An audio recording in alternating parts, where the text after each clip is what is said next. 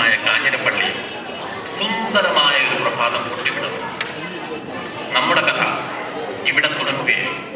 നമ്മുടെ കഥാനായകൻ സാക്ഷാൽ സ്ക്രൂജ് അച്ചായൻ.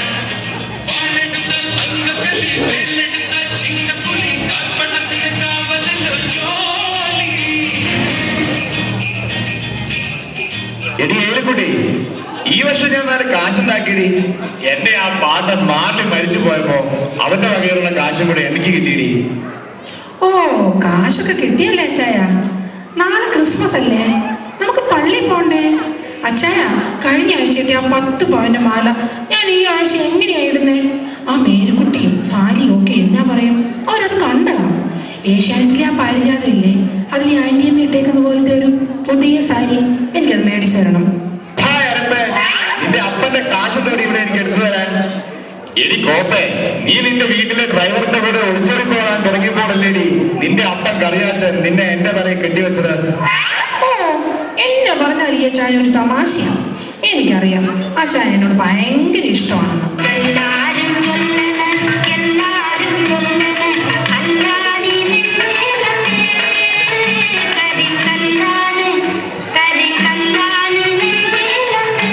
ഓർക്കുന്നുണ്ടോ ആ ചായ? 10 വർഷം മുമ്പ് അന്ന് നിങ്ങൾ എന്നെ പെണ്ണ് കാണാൻ വന്നപ്പോ ഞാൻ ഇട്ടിരുന്ന സാരി, അതൊക്കെ ആ ചായൻ ഓർക്കുന്നുണ്ട്. എനിക്കറിയാം. എടീ, തീവണ്ടിക്ക് തറവെക്കാൻ പോകുമ്പോ ആരെങ്കിലും അത് വേണാടാണോ ജയന്തിയനതയാണോ എന്ന് നോക്കുമോ? ദേ മനുഷ്യ, മര്യാദയ്ക്ക് വേണം എന്നോട് സംസാരിക്കാൻ. ഞാൻ ആരുടെ ഓരോ ഓശാരത്തിലൊന്നുമല്ല ഇങ്ങോട്ട് കയറി വന്നത്. ഒരു ആനപ്പുറം നിറ സ്വർണ്ണമായിട്ട് ഞാൻ ഈ വീട്ടിൽ വന്നത്. ഞാൻ കുറച്ച് കാര്യങ്ങളൊക്കെ കാണുന്നുണ്ട്. ആ വേലക്കാരി കസ്തൂരിയായിട്ടുള്ള നിങ്ങളുടെ ഒരു ചുട്ടിക്കളി, അവളെ എത്ര വേണം ഞാൻ ഈ വീട്ടിൽ നിന്ന് ഇറക്കി വിടും. നിങ്ങൾ നോക്കിക്കോ.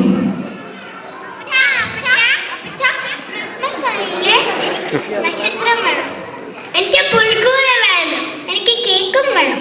ഓ, കേക്ക് വേണം. തീറ്റ പണ്ടാരങ്ങൾ നിനക്കൊക്കെ 3 നേരം നക്കാൻ തന്നെ വേണം കുറെ കാശ്. ഒക്കോളം എല്ലാം കൂടെ ഉള്ളത്.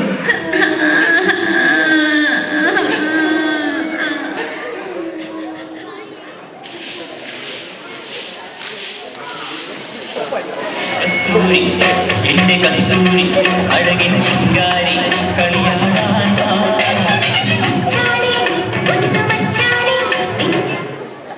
ഇതിയാണ് ഞാനിന്ന് ശരിയാക്കും. അയ്യോ, നീട്ടിയ കൈകളിൽ വേദനയോ വേദനയോ. എടി, ഇപ്പൊ നീ ഈ വീട്ടിൽ ഇറങ്ങിക്കോണം.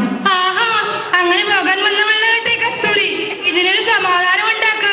കിട്ടാണെന്ന് ഉമ്മയി വീട്ടിൽ നിന്ന് ഇറങ്ങൂല കേട്ടാ. നാശം.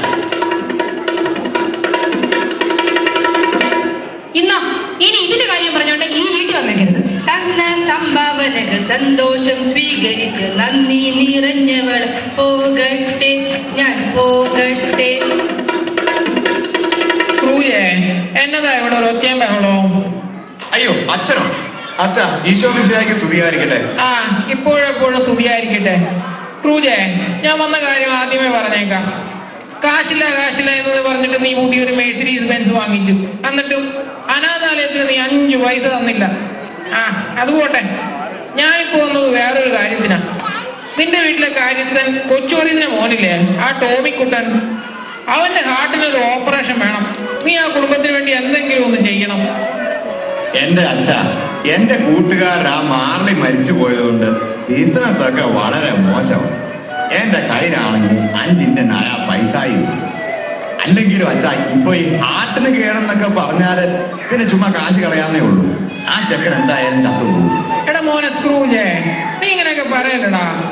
ബെത്ലഹേമിൽ ഒരു കാലിത്തോട്ടത്തില് ഒരു പുൽക്കൂട്ടിലല്ലേടാ യേശുനാഥൻ പറഞ്ഞത്. തോമസ് നേരിട്ട് മാമോദീസ മുഖ്യ ശുദ്ധ നസ്രാണിയാന്ന് പറഞ്ഞ് അഹങ്കരിച്ചിട്ട് കണ്ണി ചോരയില്ലാത്ത വർത്താനം പറയില്ലടാ.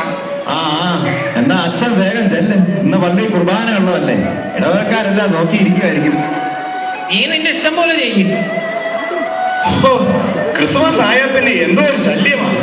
അച്ഛനും കാപ്പ്യാരും കൊച്ചുങ്ങളും കെട്ടിയവളും, അതിനു പുറമെ തപ്പും തകനും ഒക്കെ കൊട്ടി കരോളുകാരും. ഓ, എന്തോ ഒരു ചെലവാ.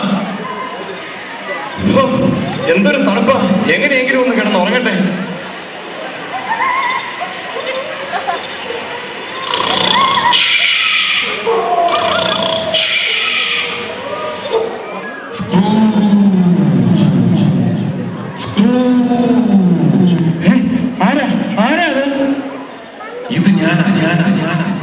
മരിച്ചുപോയ പാർവതി മാറി. അയ്യോ, ചത്തുപോയ മാർലിയോ? എന്റെ പാറയ മാതാവേ, പ്രേതമോ? അതെ, ഞാൻ തന്നെ. ഞാനും നീയും കൂടി ചെയ്തു കൂട്ടിയ പാപങ്ങൾക്ക് ഞാൻ ഇപ്പോൾ അനുഭവിക്കുകയാണ്. പക്ഷെ എന്റെ ഗതി നിനക്ക് വരരുത്. ഇന്ന് രാത്രി 3 പ്രേതങ്ങൾ നിന്നെ കാണാൻ വരുന്നു. അവർ നിന്നോട് നിന്റെ ഭൂതം, വർത്തമാനം, ഭാവി എല്ലാം വെളിപ്പെടുത്തും. നിനക്ക് എന്റെ ഗതി വരാതിരിക്കാനാണ്. നീ മനസ്സറിയിക്കണം. നീ നന്നാവണം. ഉള്ള പ്രേത സിനിമ മുഴുവൻ കണ്ടിട്ട് കിടന്ന് ഉറങ്ങിയത് കൊണ്ടാ ഇങ്ങനെ സ്വപ്നം കാണുന്നത്. എങ്ങനെയെങ്കിലും കുറച്ച് ഉറങ്ങട്ടെ.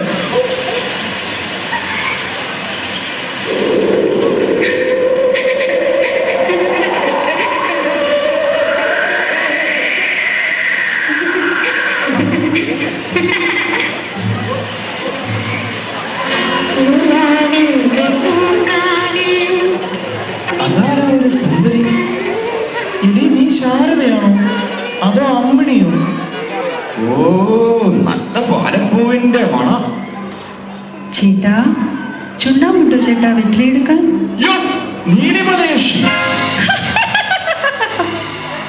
ഞാൻ ആ യക്ഷിയല്ല, ഞാനാണ് ഗോസ്റ്റ് ഓഫ് ക്രിസ്മസ് പാസ്റ്റ്. നിന്റെ പഴയ കാലം ഒന്ന് ഓർപ്പിക്കാൻ വന്നതാ ഞാൻ. പഴയ കാലമോ? മിനിയാന്ന് വൈകിട്ട് ഞാൻ ആ അമ്മണിയുടെ വീട്ടിൽ പോയ കാര്യമായിരിക്കും ഇവൾ പറയുന്നത്. പക്ഷേ ഞാൻ തലയിൽ മുണ്ടിട്ടിട്ടാണല്ലോ പോയത്. ആ പഴയ കാലമല്ല സ്ക്രൂജ്, നിന്റെ ചെറുപ്പകാലം. അതാ, നീ അങ്ങോട്ടൊന്ന് നോക്കിക്കേ. അയ്യോ, അതെന്റെ അമ്മച്ചിയല്ലേ, കൂടെ ഞാനും.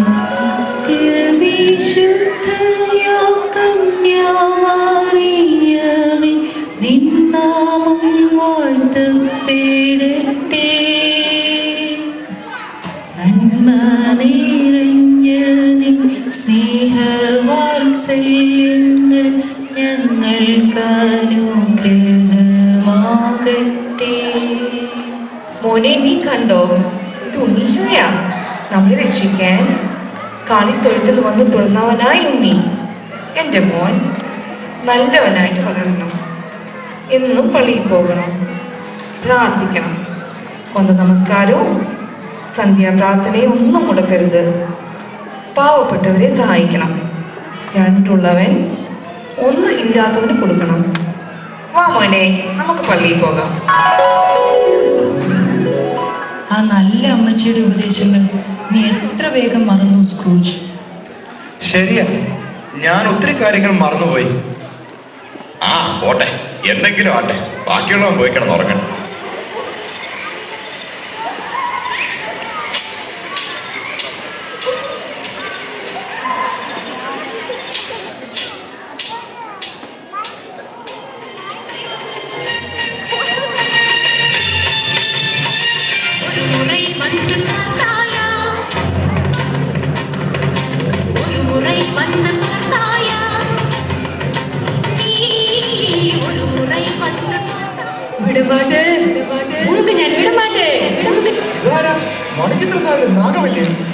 ഓർമ്മയുണ്ടോ ഈ മുഖം?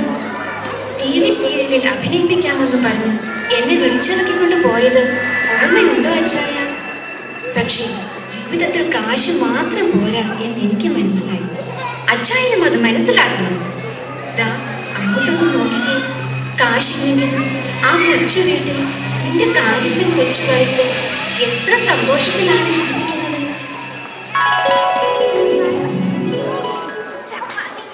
മക്കളെ വാ, അപ്പച്ചനെ കൂടി ചോറിന് ഓടി ടോമിക്കുട്ട ഇങ്ങോട്ട് വാ മോനെ.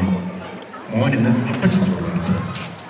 മക്കളെ നക്ഷത്രം തൂക്കണം, പാതിരാ കുർബാനയ്ക്കും പോകണം. ഇനി ക്രിസ്മസ് അല്ലേ? ആ, അടുത്ത വർഷത്തെ ക്രിസ്മസിന് നമുക്ക് ഒരുമിച്ച് ഇതൊക്കെ ചെയ്യാൻ പറ്റുമോ ആവോ? മോനെ, അടുത്ത വർഷം നീ ചിലപ്പം മാലഹന്മാരോട് സ്വർഗത്തിലായി. എന്നാ പറയാനാ മക്കളെ, അപ്പച്ചനെ കാശില്ലാതെ പോയടാ മോനെ. ഈ അപ്പച്ചൻ മനുഷ്യൻ. എന്നാലും കഷ്ടമായി. വിളിച്ചറിയില്ലാത്തവരാ ആ കൊച്ചിന്റെ ഓപ്പറേഷൻ പൈസ കൊടുക്കാത്തത്. സ്ക്രൂജ്, നീ ആലോചിച്ചു നോക്കൂ. ചെയ്യാൻ പറ്റുമായിരുന്ന നല്ല കാര്യങ്ങൾ നീ ചെയ്യാതെ പോയി. അതുകൊണ്ട് ഒരു കുഞ്ഞിന്റെ ജീവൻ തന്നെ അപകടത്തിലായല്ലോ. നാശങ്ങൾ അല്ലേ, ഞാൻ എന്തിനാ വല്ലവന്റെ കൊച്ചിന്റെ കാര്യം അന്വേഷിക്കുന്നത്? ഒന്ന് ഉറങ്ങാനും സമ്മതിക്കുകയല്ല.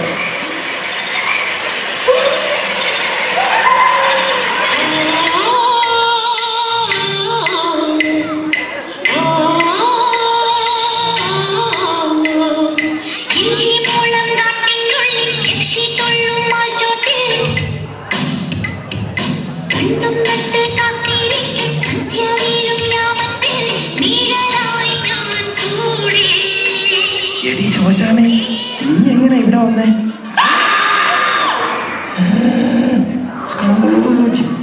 ഇത്രയുമായിട്ടും നീ പഠിച്ചില്ല അല്ലേ? ഞാനാരാണെന്ന് നിനക്കറിയാമോ? ഞാനാണ് ഗോസ്റ്റ് ഓഫ് ക്രിസ്മസ് ഫ്യൂച്ചർ. നീ ഒന്നോർത്തോ, നീയും ഒരു ദിവസം മരിക്കും. ദേ അങ്ങോട്ട് നോക്കിക്കേ, അതാണ് എന്തോ നിന്റെ ശവമടക്ക്.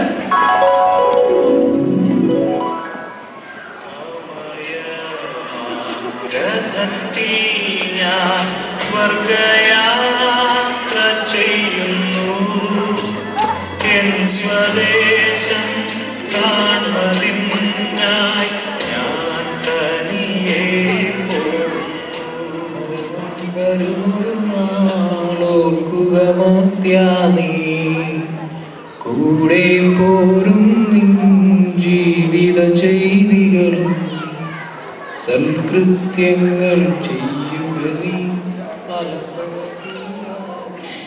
എന്റെ ഭർത്താവേ, ഞാനിനി എന്റെ ദൈവം, എന്നെ ഇട്ടേച്ചുപോയല്ലോ, എന്റെ ദൈവമേ. ഓ, എങ്ങനെ ജീവിച്ച മനുഷ്യനാ പൂജ? ജീവിച്ചാൽ ആർക്കും ഒരു ഗുണമില്ലാത്തവരായിരുന്നു. ഓ, എന്നാ പറയാനേ മനുഷ്യന്റെ കാര്യം.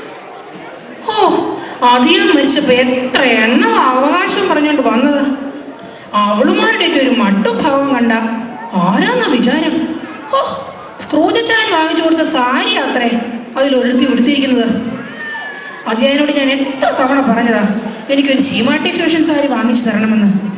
നന്നായി ആ കാലമാടൻ ചത്തുപോയത്.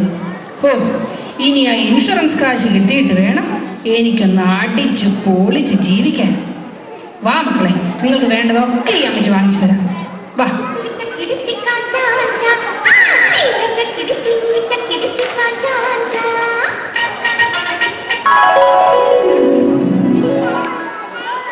എന്നാലും എൻ്റെ അമ്മച്ചി എന്നെ എങ്ങനെ വളർത്തിയതാ, എന്നിട്ടും ഞാൻ ഇങ്ങനെയായി പോയല്ലോ. തമ്പുരാനെ ക്ഷമിക്കണേ. ഇത്രയും നാളൊരു മൃഗമായി ജീവിച്ചു, ഇനി കുറച്ചു നാൾ ഞാൻ മനുഷ്യനായി ജീവിക്കും.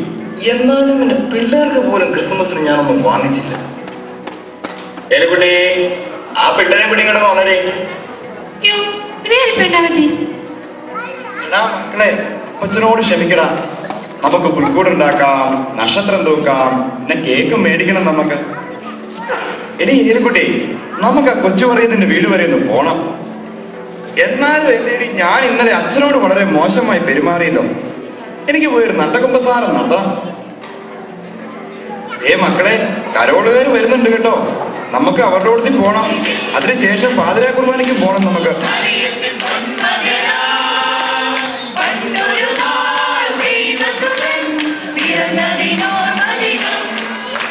അങ്ങനെ സ്വന്തം മരണത്തിന്റെ ഭീകരം ഒരു നേർക്കാഴ്ചയായി വന്നപ്പോൾ 2010 ഈ ക്രിസ്മസ് സ്ക്രൂജിന്റെ ജീവിതത്തിൽ ഒരു വഴിത്തിരിവാകും. അബ്രഹാമും പ്രവാചകന്മാരും നേരിട്ട് വന്ന് മുന്നറിയിപ്പുകൾ തന്നാൽ പോലും തിരുത്തപ്പെടാത്ത ഒരു തലമുറയായി നമ്മൾ ഇനിയും തുടരരുത്. ജീവിതത്തിൽ കടന്നു പോകുന്ന ഓരോ നിമിഷവും ജീവിതാന്ത്യത്തിലേക്കുള്ള ഓരോ ചുവടുവയ്പ്പാണ് എന്ന സത്യം നാം തിരിച്ചറിയുന്നു. സ്നേഹത്തിന്റെയും ത്യാഗത്തിന്റെയും പങ്കുവയ്ക്കലിന്റെയും സുന്ദര സ്മരണകൾ നൽകുന്ന നമ്മുടെ ജീവിതത്തിലും അർത്ഥവത്താകട്ടെ.